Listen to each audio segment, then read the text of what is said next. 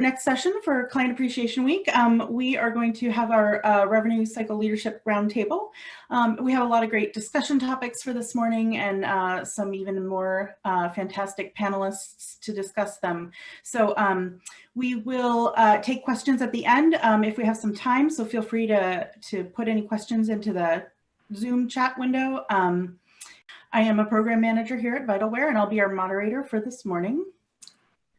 All right, and I want to introduce our panelists. We'll go into a little bit greater detail in the next couple slides and we'll give them a chance to introduce themselves. So you can kind of take a look here at the fantastic group we have. And let's go here and we can kind of talk a little bit more detail. So we have Reggie Banks. Reggie is the Senior Director of Enterprise Revenue Integrity Services at Conifer Health Solutions. So welcome, Reggie. Do you want to say a little bit maybe about your organization and your role there? Sure. Hello, everyone. Yeah, I work for Conifer Health Solutions. We provide revenue cycle management solutions for health systems and their physician groups. We do patient services, clinical revenue integrity, AR management. We do value-based care service. We have over 670 clients across the U.S. And our division, clinical revenue integrity, is what we would consider the mid-cycle. So that includes coding, HIM, CDI, and then our smaller division of revenue integrity. And I serve as the senior director for that division. So I serve as really a strategic partner to our clients. We focus on securing the revenue stream for our health systems, primarily in the areas of charge capture and charge audit and CDM management. So pleasure to be here. Thank you. Great. Thanks, Reggie. And next we have Andrea Clark-Rubinowitz. And Andrea is the Senior Director of Revenue Integrity at Maine Health. Andrea, do you want to introduce yourself a little bit? Yes. Good afternoon, everyone. And I have an integrated role with revenue integrity, which means we are supporting 4 critical access hospitals and 4 acute care hospitals and continue to grow. And how we support them is through the charging structure. Many of you are familiar with the CDM. And also I have coding under the revenue integrity umbrella, basically the hospital side of coding. And thank you for inviting me. Great. Thanks, Andrea. And next we have Christina Margiano. She is the National Vice President of Revenue Integrity at Prospect Medical Holdings. Hi, and thank you for having me today.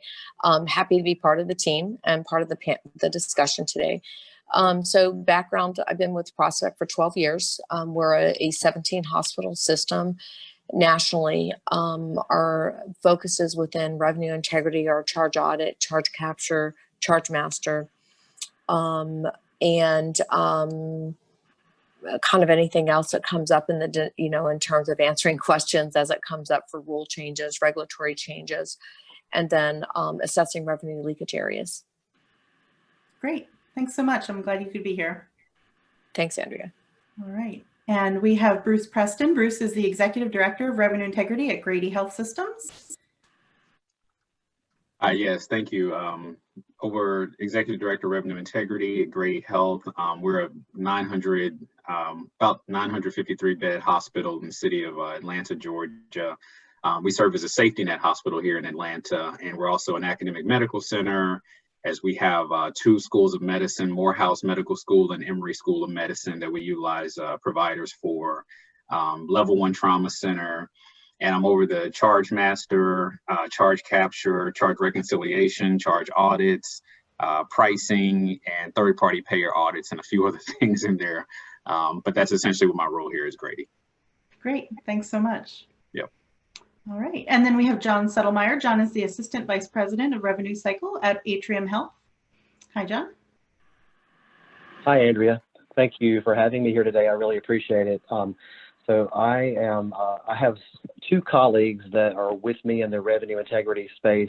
One of them is the leader over charge management and charge reconciliation. I have another colleague who is responsible for centralized charge capture.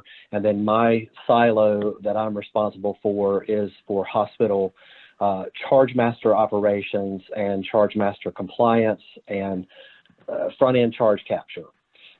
So I have about 40 hospitals in our network. I've almost gotten to the point of where I'm finished qualifying Atrium Health as formerly Carolina's healthcare system, because I think the name change has been out there long enough.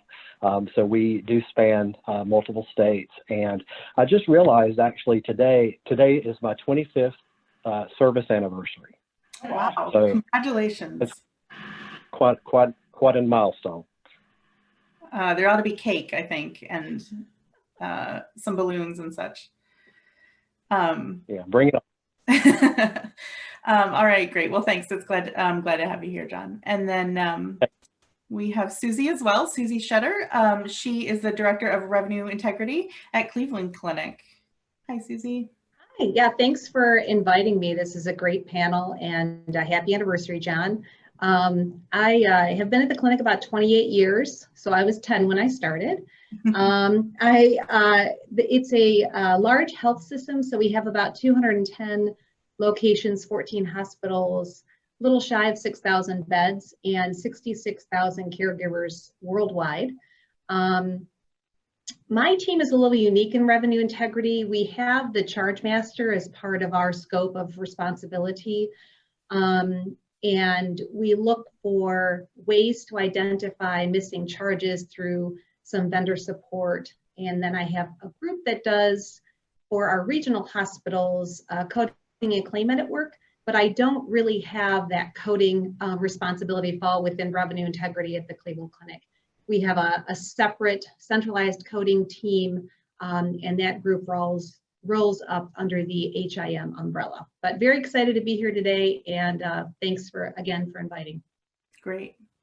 All right, so we have our fantastic panel, I should say, this morning, and we can go ahead and get right into our questions.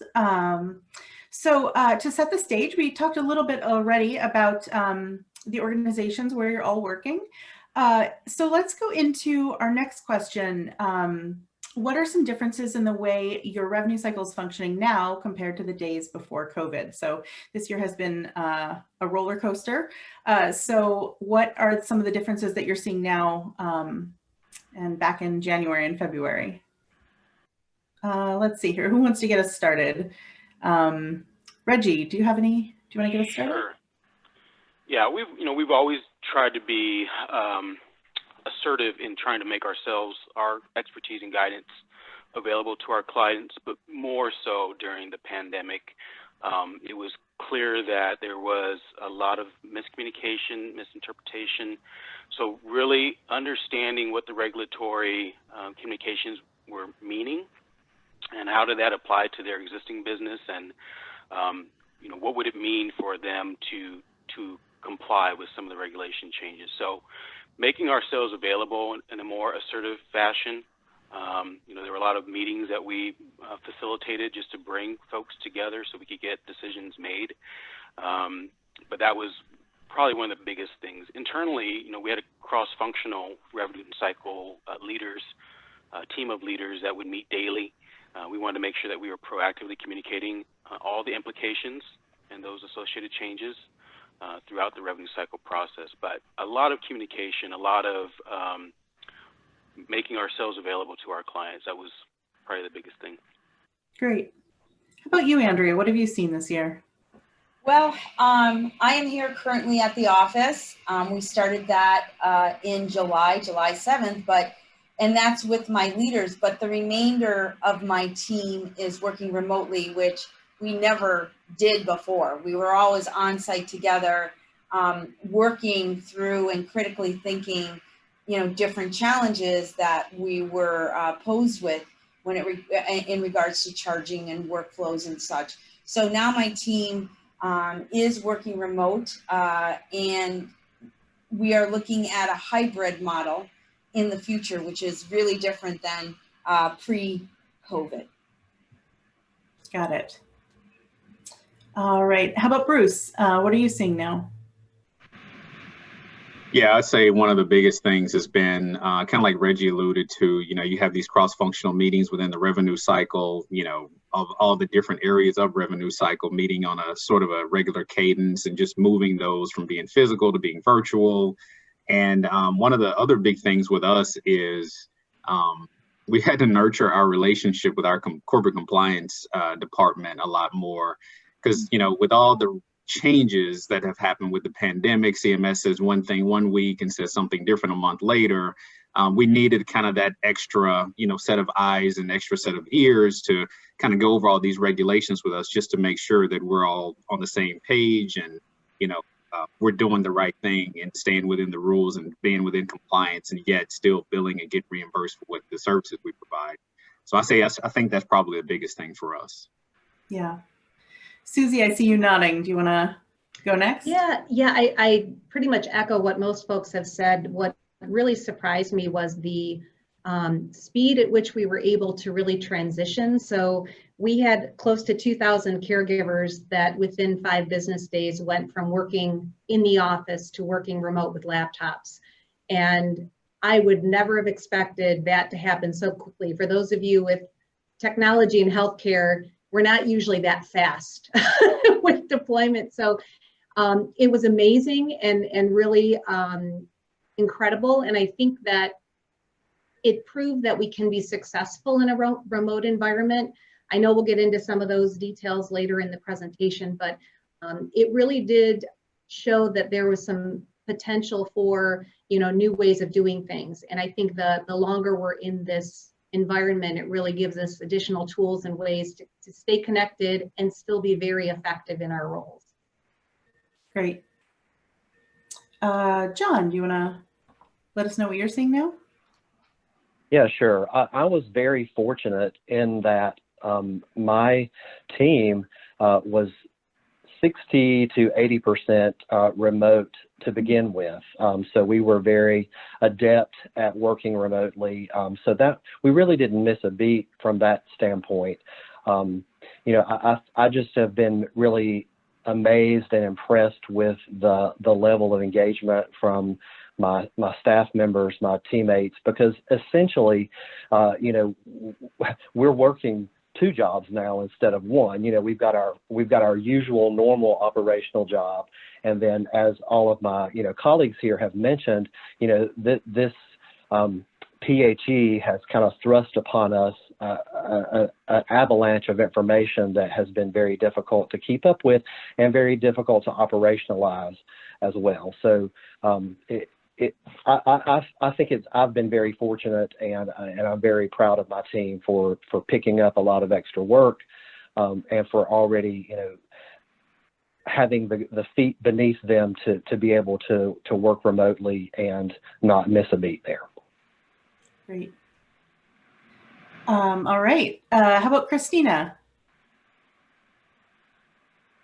We have, hi, Andrea. Hi. We have similar experiences. We had already moved a lot of our workforce to remote work, especially at the leadership level, and we did a lot of traveling. So of course the traveling stopped with COVID, but within our teams, we already had quite a bit of staff that were already remote. So making that transition was it was relatively easy for us in that regard. And we have seen a whole new level of efficiency. I think people are more engaged and giving, just from the remote employee perspective, I think giving that balance. And, it's just a mindset shift that I think is healthy for the organization as we move into transition through these trying times of the pandemic. But I think all in all, our team has fared well. And one of the lessons learned is really the level of efficiency. And I agree with John, the rules changing on a daily basis has been monumental to keep up with. So we've seen some real strength come out of our teams internally with keeping up with rules and rule interpretation. And then we've also fostered an approach where we do a team-based approach in rule interpretation. And with that, we've partnered with our compliance to get like the final weigh in. So that has been really, I say, a success point for our organization and our 17 hospitals as we move through the pandemic. And that's something that we're putting processes in place to maintain that going forward.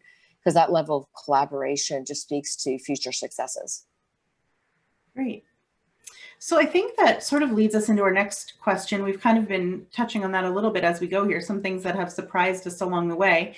Is there anything that we haven't talked about yet that you've experienced, something maybe that was surprisingly positive that you noticed in your organization, or something that maybe was an unexpected struggle? Is there anyone who has anything they want to add there? The one thing I'll say, which was really surprising, was really the collaboration that came out of all of this. So people have talked about compliance, our government relations, our legal department, coding, compliance, revenue cycle, all working together, and clinicians. We had daily huddles and different conversations to make sure that whatever structure we needed to have in place for our clinicians to provide the right care and hopefully be able to bill for it, required all of this collaboration. And so I thought that was really impressive. And everyone was so willing and so supportive to do whatever we could to be successful. So, really, really a nice thing to see across the enterprise. That's fantastic. I see some heads nodding. Yeah, no, I echo the collaboration, amount of collaboration. For me, it was the move and just the change in healthcare delivery in a virtual environment. I think Susie mentioned how rapidly it had occurred, and we don't typically see that move that quickly in our industry. But even some of the services that have already started to deliver virtually, like the therapies and education and counseling, they may forever be changed. I've already experienced a telehealth visit with my provider, so it makes you wonder, why would anyone want to leave their house again if you can do some of these things from your home? So there's, I think, a fundamental paradigm shift in the way that we deliver healthcare. Mm-hmm. Anyone else have anything? Andrea, I'd say this is Christina. From a leadership perspective, I think it's really changed the way we work as a team. And I think there's extra engagement as more of our workforces either have moved or the remote workforce becomes a mainstay within our industry. I think one of the things, it changes the way we function as leaders in terms of keeping that collaboration alive and making sure that people are connecting. And we've had a lot of positives, but for us, it's really setting the trend for future leadership as we, mentor our junior staff. That's great, thanks. And I'll just add, Andrea, that just on this compliance theme, one of the things that I'm very proud of within our organization, we have a very proactive compliance department, and we have a revenue cycle compliance committee that has been stood up for many years ahead of this. So that's a forum for regular engagement with all the revenue cycle stakeholders on a regular basis with compliance. So that network was already in place, and we were able to continue to collaborate on all these massive amounts of waivers and instructions, et cetera. So I just encourage everybody to, if you don't have a rev cycle compliance committee, I would encourage you to think about standing one up and having it meet regularly. Yeah. And Andrea, I'll just give you one other thought that surprised me, but also solidified my thought process, is a dedicated revenue integrity department on the professional side of the house. We have it on the hospital side of the house, but we don't have it on the professional side of the house as much as I would like to see. And it solidified the need during this time period that would have even more so brought that communication together with providers across our hospital system, because at this point the physicians are not under one umbrella. So it made it a lot of gaps in communication, but it solidified the fact that that revenue integrity professional department needs to be brought up and move forward for me and my revenue cycle. Do any of the rest of you have that in place at your organizations already? Yeah, I was going to say, this is Bruce. I was going to say that, being that I kind of spoke to where our unique I guess, unique setup is at Grady, meaning we have our own Grady employee providers, but we also utilize 2 different medical schools. So essentially it's 3 different physician groups that we have to kind of account for. And so we act as that de facto revenue integrity PB for our Grady employee providers. But one thing this pandemic has forced us to do is we were already engaged before with the revenue cycle leadership at the schools, but this kind of this sort of solidified that those relationships with both of those medical schools, because we had to collaborate on things like modifiers and visit types and CPT codes, and kind of like John was alluding to, the waivers, and how does this change what we've been doing and what does it look like in the future. So it's definitely sort of pushed us to even solidify our relationship with the medical schools even more so. Even though we don't do the billing for them, they still capture their charges and their CPT codes inside of our Epic system. So it behooves us all to work together to make sure that everyone's in compliance and doing the right thing. Yeah. Anything else? Otherwise, we can go ahead. I was just going to add, we are in development of the professional side. We've just added in a compliance component for the physician, so we can have that mirror the hospital side. So for our facilities that do have, this is for Prospect, this is Christina. We're building out a professional compliance program that will mirror the hospital just for the professional fees, and then it'll follow the same audit path. Great. So you're in the process of doing that right now? We are, and a lot of that came from some of the findings we had pre-COVID, and as we build out our different service lines with the COVID changes, it became really apparent that it was more needed than what we realized before. So it just gave it that extra emphasis to get it done a little more quickly. That makes sense. All right. Well, let's go to our next topic here. And it already came up a little bit. Reggie already talked a little bit about telehealth. So we can jump right in here. How has your organization's use of telehealth changed in the past year? Reggie, do you want to get us started, since it's already something that you've taken advantage of at least? Yeah, so, we talk about our organization. So our clients, which are many, many hospitals across the country, and I want to make the distinction between telehealth, because I think going into this, the use of telehealth was used interchangeably with remote services, which I think CMS has came out later and called the hospital-based services with hospital-based clinicians. They coined those remote services versus the telehealth, which historically has been primarily physician provider based. So what we're seeing across our clients is the physicians obviously move much quicker because of the lack of clarity from CMS on some of the facility-based services that could be done via telehealth. But they're definitely moving forward, looking at the Zoom opportunities. Actually, a lot of, in the therapy areas, some of those vendors have their own embedded video cam system. So every aspect of where there's opportunity to deliver care through telehealth, they're looking at what technology is needed to get that done. So we're seeing that very active across all of our clients. Great. How about John? What are you seeing at Atrium? Well, yeah, I mean, obviously, it's just been an explosion of providing services virtually. So I just echo all the things that Reggie had said, and perhaps I'll just kind of, while I'm speaking, I'll just go on to your next bullet point here, and talk about the challenge, the challenge that I've had.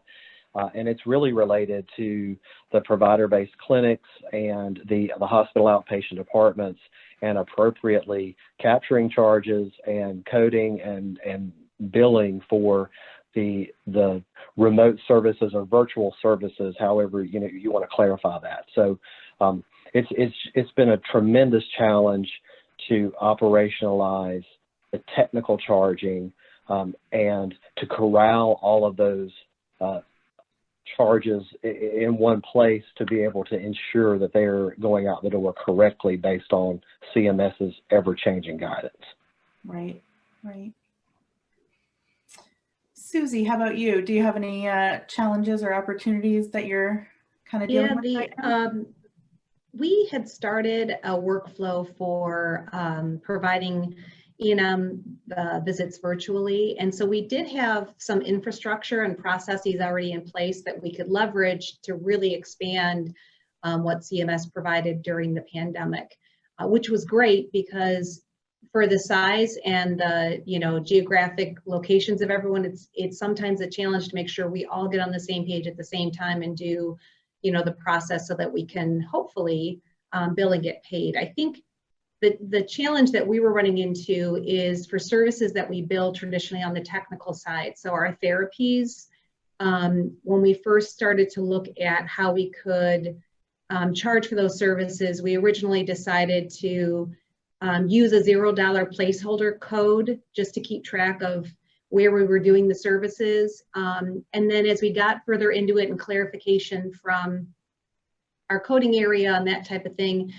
we were able to start doing the billing on the technical side. So, working through some of those challenges helped us develop a better process and eventually have a billable service that we could put through the system. So those are some of the things I think it did help, as I had mentioned before, really bringing everybody together so that we could all agree on, from a clinical perspective and a revenue cycle perspective and a compliance perspective, what's the right approach for all those teams.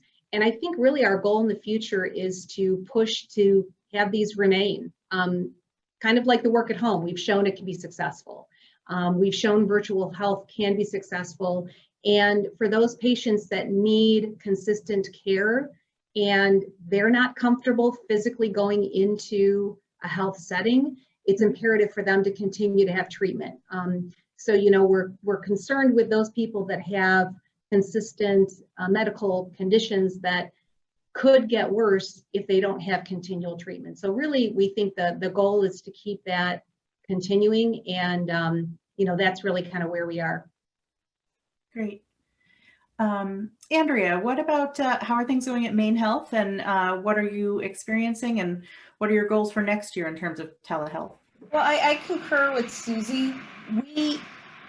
We went leaps and bounds with all of this telehealth, as much as you all know, very fast information coming forward.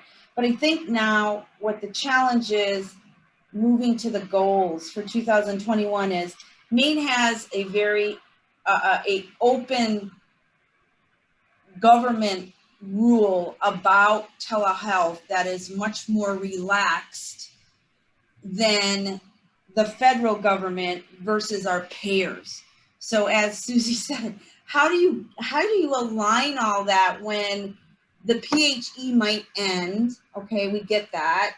And then they have to go back to Congress and figure out how telehealth can be used permanently on a day-to-day basis as opposed to how it was used before. And then how do you get the payers to say, we agree with this and we will reimburse you for this? And there's so many different timelines that you have to follow through all of that. That number one, that is a challenge. And then going forward in 2021, what is that goal going to look like? Mm-hmm. Bruce, how about you? Yeah, we essentially went from 0% telehealth to 1,000% telehealth. We hadn't stood up telehealth at all. We didn't have a platform or anything like that. It was just a topic of conversation, spearheaded by our provider side, prior to the pandemic. It's something that, we had on the agenda, but we hadn't really taken a lot of action behind. But of course, the pandemic has forced us to do a lot of things. Right. And thankfully, though, we have an outstanding IT support group, and we were able to come up with a telehealth platform and stand it up relatively quickly. I think, a lot of the challenges have been kind of what everyone's alluded to, just the constant changes. And, we have a ton of provider-based clinics. So there's been, do we bill a facility fee? Do we not? Can we not? How do we do it compliantly? when can we bill an office visit versus a telehealth facility fee visit, all these different things, all these different questions. And it's constantly listening to the CMS calls just to try to glean more information and ask questions around those as well. So it really is just, it's almost, you're constantly trying to keep up with constantly changing rules and stuff like that. But I think overall it's been a plus, because whenever you can keep people out of the hospital, but yet still, let them have access to their care, it's a win-win on both sides, and especially if you can still get paid for it. So. Definitely. Does anyone have anything you want to add here? All right. We do have a couple questions coming in. Go ahead. Did we have someone? Yeah, I was just going to mention some of the questions coming in. Sure. Do you want to, let's see here. We have, oh, did one get answered? Okay, here's one that came in. We can kind of take this on. Are televisits audited for appropriate charges by revenue integrity, or is there a different department that handles these charges? So Reggie, it looks like you want to answer that one? Yeah, so and the question that disappeared, it might have been because I responded with a link to CMS's examples of remote services that could be provided. So I just want to reiterate that distinction between telehealth, which the term has historically been associated with physicians or providers providing that. And now that we have some of these examples of remote services for traditionally hospital-based services, I would plan, me personally, for our division to include some of those hospital-based audits for the remote services. So to answer the question, in my organization, I would own that. Okay. Anyone else? We have some other questions that came in. Let's see here. We had one. We've been trying to find information on doing telehealth services. We would normally bill on a facility claim. Is telehealth only allowed for professional charges? Is that the one that you answered already, Reggie, in the chat? Yes. Sorry. It looks like, yeah, the telehealth. Yeah, it looks like you provided a link. Does anyone have any other information that they want to answer on that one? Well, I just want to, I guess, say that, telehealth is a benefit under the physician's fee schedule. So, I mean, that it's just very important for people to understand that it is a professional service. And as Reggie alluded to, virtual services or remote hospital services are flexibilities that CMS has given providers under the waiver for the public health emergency in order to be able to bill for them. So, they've navigated their rules as best they can to come up with a solution for providers to be able to charge technical services or facility fees for hospital virtual services. Mm-hmm. Okay. But I would encourage you, I mean, I think probably what Reggie shared, I'm not looking at it, but I'm sure he shared that FAQ document that is updated very frequently on CMS's website. So I do think that FAQ document is the best source for trying to decipher what the rules are. Right. Yeah, I didn't add the FAQ, but I agree that one I should have added it. I just added the CMS list of what they're deeming remote services. Okay. You guys are faster than I am with these Q&A as we're going through here. So I'll let you tackle any links in the background as we go forward, if you'd like. We do have another question here that we're actually going to approach a topic later in this conversation. So we'll hold that one. And maybe real quick, and then we'll move on. Have any of you developed a billing grid or map as to how to bill these services that you have put in use?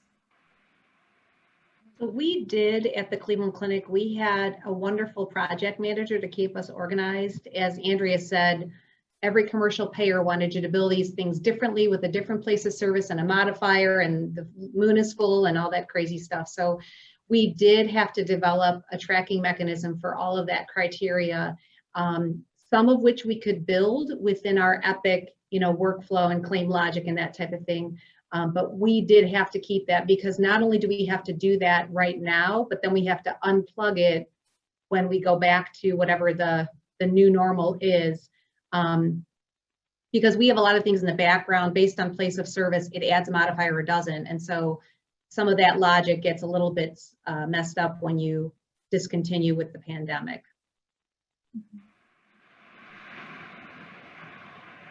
All right. Yeah, we have a rev cycle regulations director that put together a diagram for us that we're using internally to help guide some of those discussions. So Carolyn, if you want to email me offline, I'll see if I can provide it. That's great. Can't guarantee that we can release it to everybody, but we'll do our best. All right. If there is something we want to share with everyone afterwards, feel free to send that to me and we can make that available. All right, so let's go on to our next topic here, best practices in charge reconciliation. Have you experienced any changes or implemented any improvements to your charge reconciliation in the last year, and what do those changes look like? How do you go about identifying risks, creating controls, and enhancing charge capture processes in your organization? And what are some of the biggest challenges you face regarding charge reconciliation, and how are you mitigating those?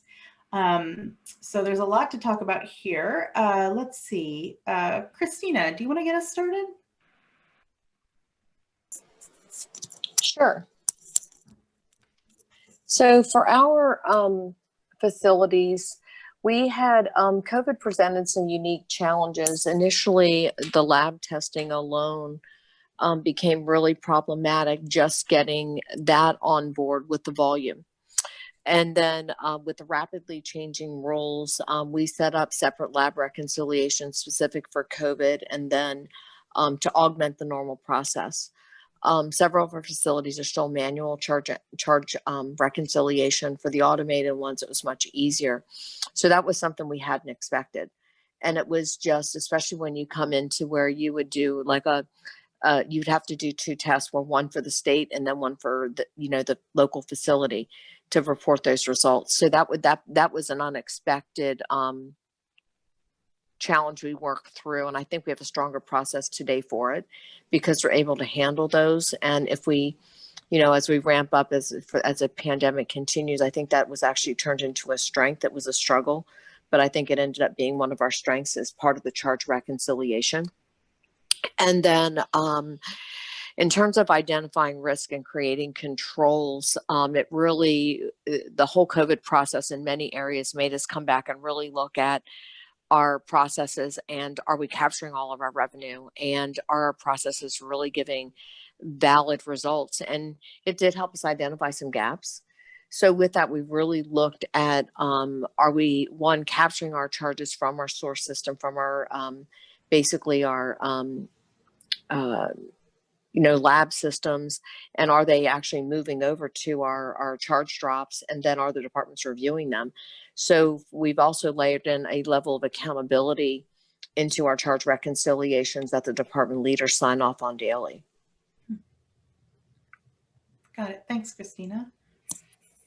Let's see, Bruce, does that resonate with you?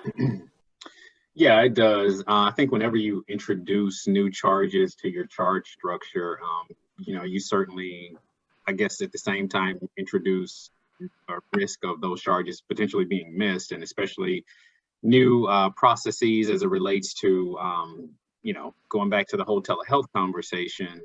And so what we utilize at Grady a lot, we're an Epic facility. So we utilize Epic's Revenue Guardian tool as a way of doing a form of charge reconciliation.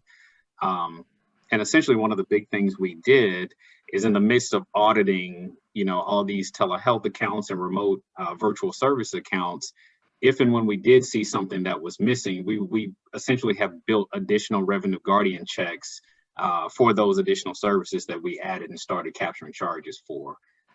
Just like the telehealth facility fees, prior to March, we weren't capturing those at all, or may have been prior to April at this point. But what we did, we had eventually had to incorporate creating a Revenue Guardian check around certain criteria that we came up with that would flag an account if, if it should have been a telehealth facility fee on this particular account. So we've done that with several things, you know, as the pandemic has gone on. And I think another kind of byproduct of the pandemic, at one point, you know, we've all seen these articles about different hospitals having to do furloughs and layoffs because they're not meeting, the volumes were down and so forth at one point. And so department leadership has been, I think, more engaged at this point, because at least at Grady, you know, your productivity standards are measured by charges. And if you don't capture a charge for a visit, then you don't get credit for seeing a patient, or you don't get productivity credit. So department leadership, you know, even with volume being down, they still want to make sure they're getting credit for every single patient that they are seeing, that their providers are seeing, and so forth. So it has helped us be engaged there as well. And you know, prior to that, I think one of the biggest challenges we had was just getting department leadership buy-in on the importance of charge reconciliation. I think everyone kind of acknowledged that it is important, but at the same time, we acknowledge that patient care comes first. But we, you know, again, it kind of goes back to, if you're getting productivity credit for seeing the patient and providing service, then you want to make sure you're capturing your charge that you need to, in order to get that credit. So I think that's probably been one of the biggest things for us, is that just new level engagement with clinical leadership to make sure that they are getting their productivity credit. Yeah, like I said, just additional revenue guardian checks for us. Yeah, I want to echo Bruce's statement about just taking a step back pre-COVID. I think we can all attest to the fact that charge recon was, it's not an easy task to embed. It's very difficult to keep clinical departments engaged on charge recon. So if anything, I think the pandemic highlighted some of those, the needs, right, that have always existed, but even more so during the pandemic. Some of the things that we've started to do in Conifer is look at more department-specific charge recon guidelines. So we know that facility leadership, they put the onus on the clinical department leaders, get it done, you know, do your charge recon, you own your revenue. But rarely do we look at some of the variations in charge recon by clinical department. We know that an outpatient clinic charge recon is very different than recon for a pharmacy department in a 400-bed hospital. So, you know, you really have to take a step back and see what guidance has been provided so that they can more easily perform charge recon in a crisis or in a pandemic or when it really needs to get done. But, you know, I think the foundation for many of our clinical department leaders maybe was not there, which may have led to some of the charge recon needs in many of the hospitals. Great, thanks. Susie, do you want to let us know what you're up to in this regard? Yeah, I would say, you know, kind of echoing the same type of conversations. We're an Epic facility, and we've had go lives that started all the way back to 2012. So revisiting your workflows is pretty critical. I think that we're in the stage now that things have calmed down, I'll say that, you know, fingers crossed.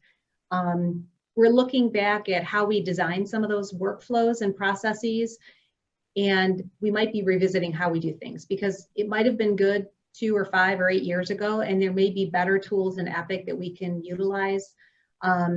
We've done the revenue guardians, as Bruce mentioned, those are good control points to have. And we also do some vendor solutions to look for missing charges and then root cause to figure out how did we have that gap in our process. So I would say everything that the previous speakers have been mentioning, and you know, taking a moment to, you know, always spot check your process and if it's optimal for, you know, the tools that are available currently. Great. Sorry, I wanted to answer those. There were 2 different questions here. Yeah. The latter one that Susie was just referring to about some of the controls. And I think Susie is alluding, correct me if I'm wrong, maybe to some of the predictive analytics tools and vendors that are out there, which are great because you can touch thousands of accounts very quickly and look for potential missed charges. So that's one of maybe 4 areas of controls around charge capture that we try to focus on within Conifer. So looking for those vendors, and there's several out there. Some are better than others, some are, you know, but they all kind of do the same thing. They scrub a lot of accounts very quickly and identify some risks. But you still have to have auditors to validate that, the findings, right? So whether it's audits driven by a tool like that, a software tool, or just good old-fashioned randomized audits, we have an annual charge review program that we plan at the beginning of the year for our client, for one of our larger clients, and we rotate throughout service lines. So that's just embedded, and that's running in the background all the time, which has definitely helped. In fact, we've seen some findings out of the predictive analytics tool that we use with one of our clients. We had been doing a pilot down in Southern Cal with a company called Electrify. They found some things that I don't know that the facility even knew was happening. So definitely having those types of tools running in the background provide a safety net. And then at a higher level, we talk about revenue and usage reporting. We're trying to develop some really macro level tools that can give you alerts when you have either facility, department. I would love to get down to the charge, but it's a lot of data. But we're trying to develop these control charts that tell you this department, this is Thursday, and you're here in total gross revenue. You have ran up here for the last 12 Thursdays. So getting down to that level of detail with high-level reports is important. And then the last one would just be late charge reporting, right? And we know that a lot of the things that we may be missing are going to be captured, hopefully captured at some point, and you'll find those pop in a late charge report. But we've, for both of our larger clients, we've implemented some very detailed uniform late charge reports, because you don't want hospital A comparing late charge performance to hospital B that just defines it differently. So we really look at late charge reporting as an indication of charge accuracy. Great, thanks, Reggie. We have one question that came in, and then again, we'll kind of keep moving here. If a department incorrectly charges a service and the charge master charges, are your coders holding final billing for those services to be corrected in the charge master? I can answer that question. I'll chime in. If coding does see something wrong coming from the charge master, they notice it, they basically send it to revenue integrity. They're not allowed to, in our organization, to delete or add charges. They send them to revenue integrity. If we need to put a footprint ticket in, we'll put a footprint ticket in order to have a log of the change. But if something is identified by our coding partners, they send it on to revenue integrity. Anybody else have a different approach here? Yeah, it works the same way at Grady. We have a really good coding staff, and if and when they come across any charge issue in the midst of coding the account, they see, an erroneous charge or an obviously wrong charge that was captured, they will put what we call a manual stop bill on it and send it to what we call a charge audit work queue. And either the department will address it, or if it's getting timely, then somebody from the revenue integrity staff will address it, and then provide education back to to whomever the user was that captured the wrong charge. Great, thanks. All right. Can I respond to one of these questions? It was a statement, I think, Sure. from Kimberly. And I don't know, I can definitely relate to this fact. So she said, it's more of a comment, our facility has yet to see the real value of a revenue integrity department. And I have been working with my CFO to really promote and market us, in a sense, as our departments tend to work in silos. We as revenue integrity professionals operate in many capacities. One is a strong compliance capacity. We're supposed to run in the backgrounds to make sure things are going right and are compliant, but there are definitely opportunities to, especially from revenue and usage and CDM management, to find new opportunities, right? If you have facilities you can compare performance against, like-sized facilities, we have looked across our clients. We're talking, hundreds of hospitals, and we try to build these cohorts so that we can compare them equally and see what type of revenue and usage hospital A has against hospital B, and see all of the same size, and where might there be some missing charges. So, my just response is that you have to promote revenue integrity, and they have to see the value from a compliance, which is always hard because it's not a strong ROI always associated with compliance. But you know, finding opportunities, as a revenue integrity department, we should all be looking for how can we improve our facilities' performance from a charge capture perspective, and there's some analytics that we can do to do that. Great, thanks. All right, I'm going to move us on in light of time here. So let's talk about price transparency. So what has your organization done to prepare to meet the new requirements taking effect on January 1st? Has your organization adjusted its approach to consumerism in light of either COVID or because of the pricing transparency mandate? How do you plan to make your price transparency efforts more consumer friendly? And finally, where do you think we're going to go from here in terms of pricing transparency? So a lot to go through there. Let's see, who can get us started? John, do you want to get us started? Sure. I'll be glad to. So I do lead our organizational effort around this topic. I kind of consider it's probably my third job, actually. I talked about 2 jobs. This is number 3 here.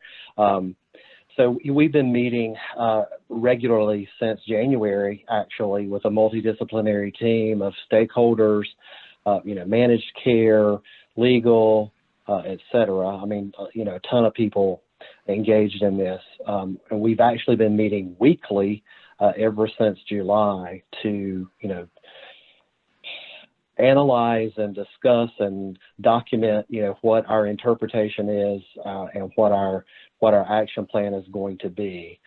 And so, I mean, I'll just say that I don't know if anybody follows the court proceedings, but I mean, if you were listening to the hearing last Thursday or read anything about it, I mean, the tone of that hearing did not seem to be very favorable toward the plaintiffs.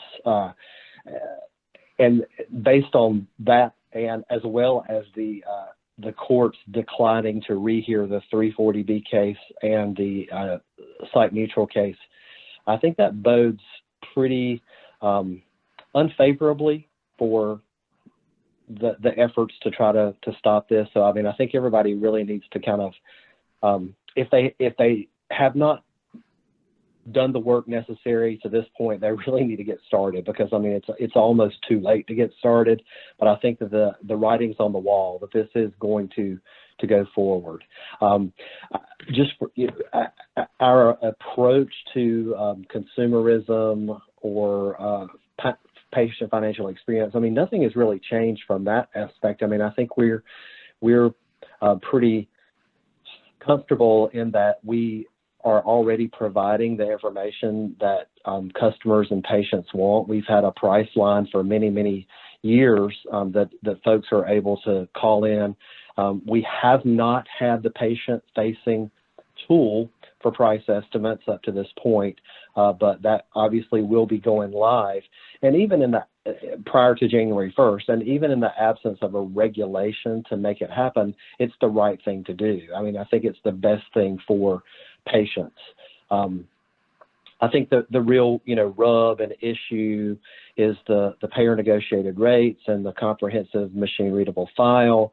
You know, there are a million caveats that people need to be able to be prepared to respond to from data aggregators, developers, payers, et cetera. So that's where we stand. Yeah. Let's see here, Christina, do you want to talk a little bit about what you're doing? Sure. You know, like everyone else, we've been following the legislation, and we've been meeting as an executive team for the past probably 8 months, tracking this and trying to position ourselves. So we actually did, since some of we're in the middle of, you know, Cerner transition, we did get a third-party vendor to work with on our price transparency, but it's really opened a lot of, in positive ways, it's really opened up conversations around our patient engagement, which we already were doing patient-friendly estimates and patient pricing. So, but it's given a whole other level of exposure to patient education in terms of what are those standard charges, and how do we assist the patient in interpreting that data, because a lot of the data isn't really patient friendly. And I don't really believe that it's designed that way. I mean, it's set in the tone that is to assist the patients with making the best possible choice. So for us, that's been an opportunity that's crept up, and it's probably an expanded opportunity is a better way to put that. So we're really looking a lot more detailed in terms of how we engage that patient and how we improve the education around our patient estimates to help support that as well. And then,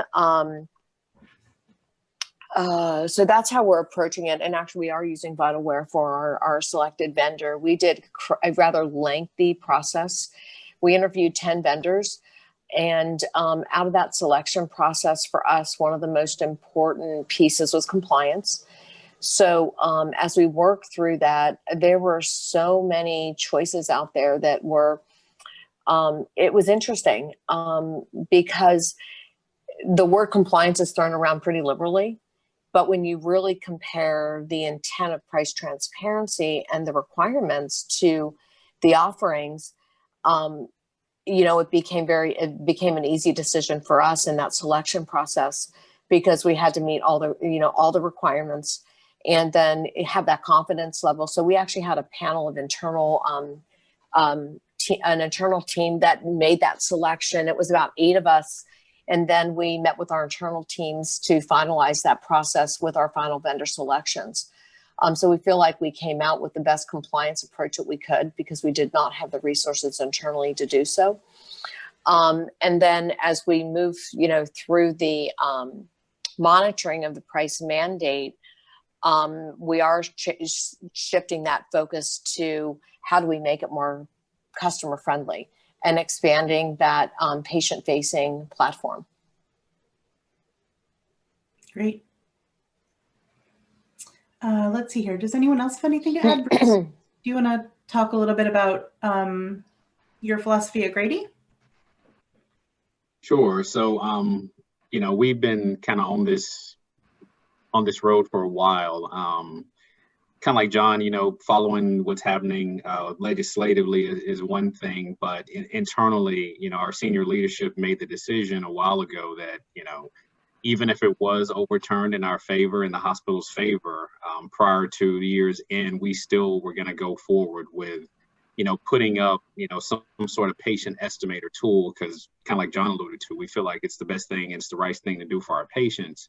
So being that we are an Epic facility, we're utilizing, internal resources to bring up Epic's patient estimator tool, and we're just in the process of working through all that entails with the one shoppable services piece, along with the machine readable piece as well. Just, working on, since both of those things are falling under the price transparency umbrella, just basically working to be in compliance by the beginning of the year. We talk to other facilities, some like, some not exactly like us, but some of them are going a different route. Some are using vendors. Some are basically are not planning to put more than they already have out there, because it's the whole thing about CMS is saying charge versus a rate. So kind of semantics when it comes to that, but we're definitely on the track to be in compliance with the hospital price transparency rule. And both of those sort of core tenets, the machine readable file and the shoppable services piece as well. So good. Does anyone else have anything to add on this?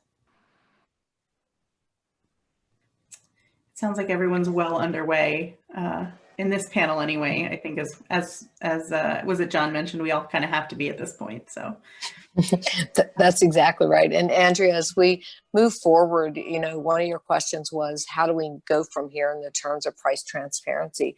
I think it's going to be, we're prepared for continued monitoring, and then just keeping up with the regulatory changes, just to make sure that we're layering in those additional pieces as the regulations change. Mm-hmm. Okay. All right, great.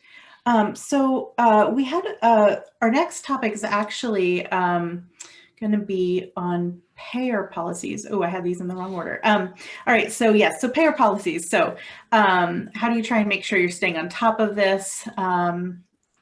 Is that possible?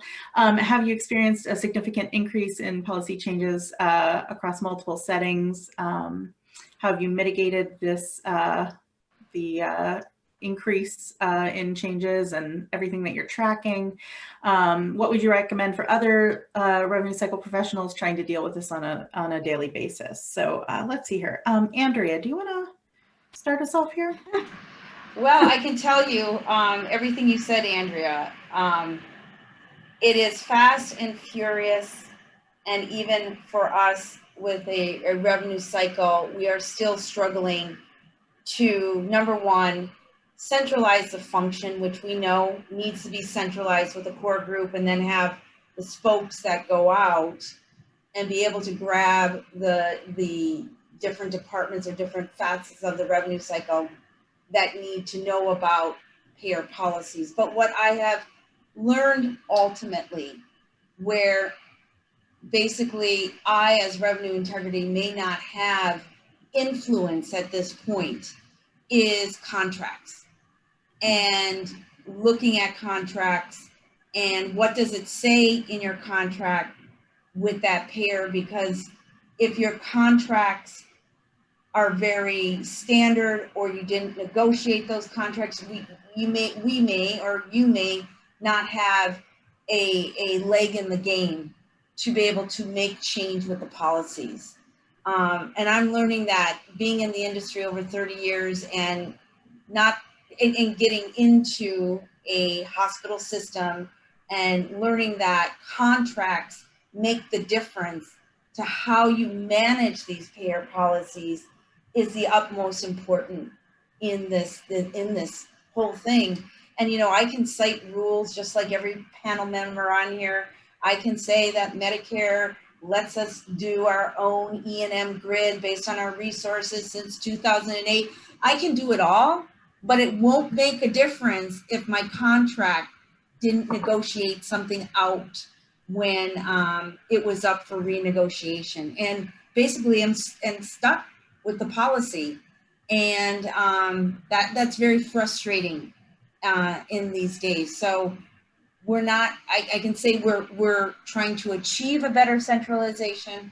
We're trying to engage the contracting individuals. We're trying to engage legal when we know that there's going to be a financial impact or a major operational challenge like UHC, right? You know, how are we going to manage that part of it? Yeah, exactly, John. Exactly. I mean, you know, I reached out to many of the panel members here today on a blanket email. And it's like, what do you know? And we're all basically now, not only price transparency looming, right? We think that we have a light year on CPT codes, which we do for updates, except for the E&M. So you got the E&M 2021, you got price transparency, and now this UHC just kind of looming out there. And, you know, I did a revenue impact. You know, you have to do a revenue impact when these policies come through. And, you know, just the lab across 8 hospitals in my system is $2 million. So what are we going to do with that? And so I wish I had the answers to all of the managing the payer policies, but we're doing the best that we can and centralizing it and getting that out there. But it really does boil down to your contracts if you can fight it or not. John, do you want to weigh in here? You've had some some excellent reactions in the background. The payer who shall remain nameless, who causes us all the most heartaches. I mean, let me just interject and say, you know, from a staying on top of it standpoint, you know, we're very fortunate that we have a leader, a manager in our billing office who conducts a monthly call with, you know, multiple stakeholders across the organization to actually review all of the major payer policy bulletins.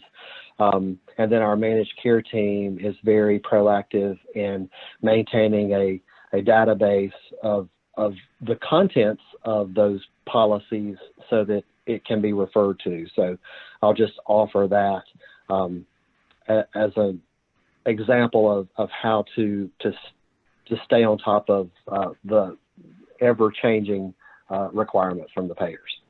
Mm-hmm.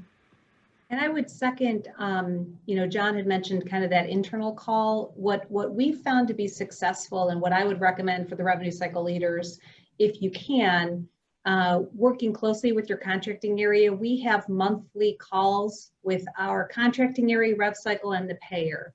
And there's issues logs that are tracked so that we can try to, although we have contracts, as you guys know, interpretation could be very different in how things are done. So, that's been helpful for us to have a voice with our contracting area and for them to hear some of the struggles so that hopefully, Andrea, we can get some of our, contract language in there in future negotiations. That seems to be the best thing that I would say that we've been able to implement to help us really try to manage what we currently have and then be open communication for when things get to be modified or, updated.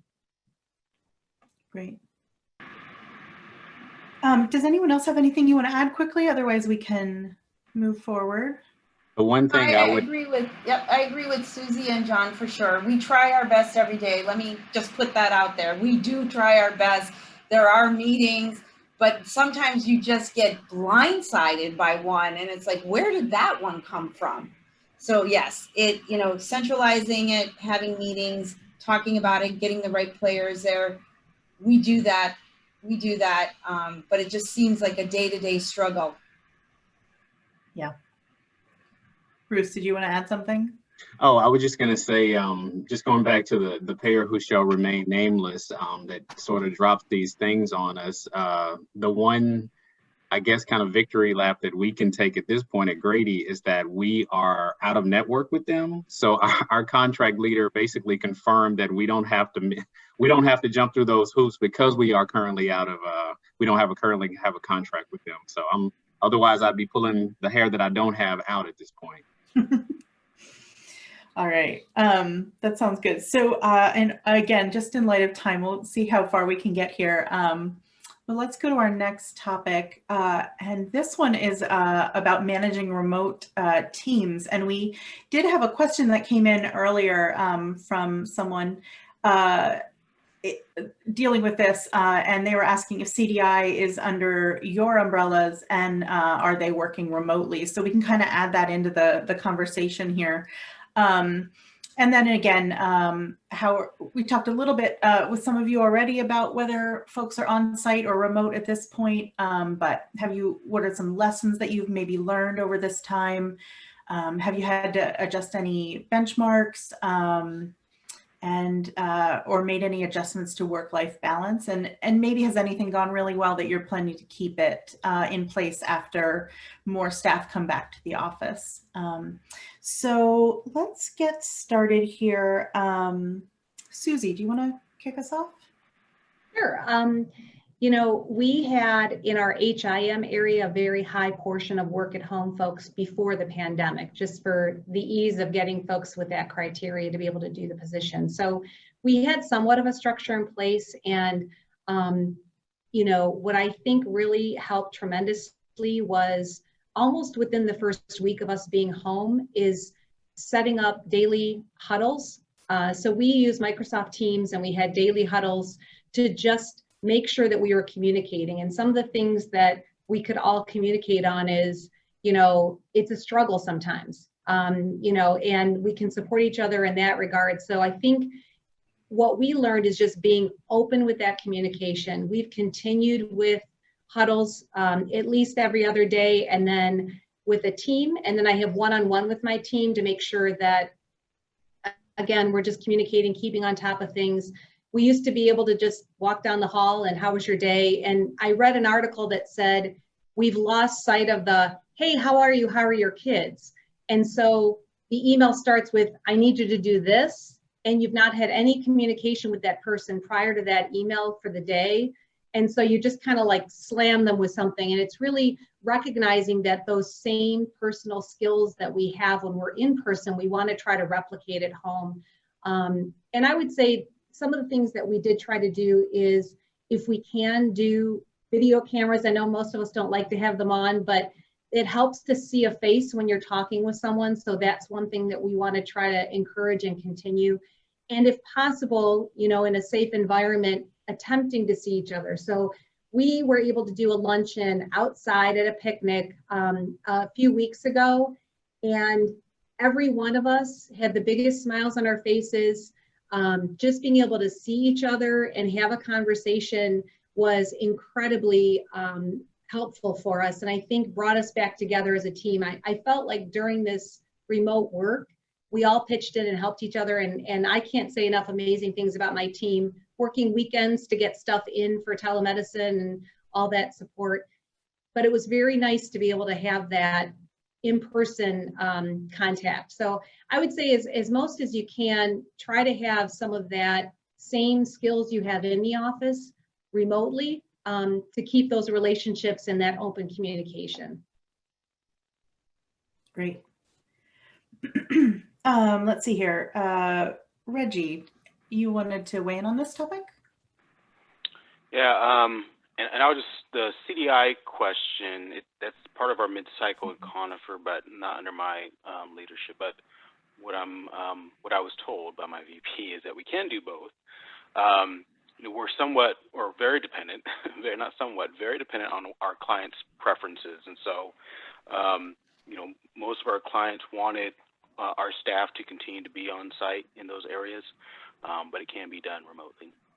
So for us, similar to what I've heard with the others, we were about 70% remote across our division before the pandemic. We jumped to about 90%, but there were just some critical positions that we were operating within the clinical departments, and you know, some of that revenue charge capture would have been lost if we didn't have them there remaining. So we have leveraged the national experience with remote workforce, and you expand your labor pool tenfold, if not more, and you really get the best of the best by being able to recruit and hire remote candidates. As long as, you know, executive leadership is okay with it, they get, I think what I've seen is they get nervous. They are so used to having revenue integrity folks down the hall that they can just step into the office and have things answered.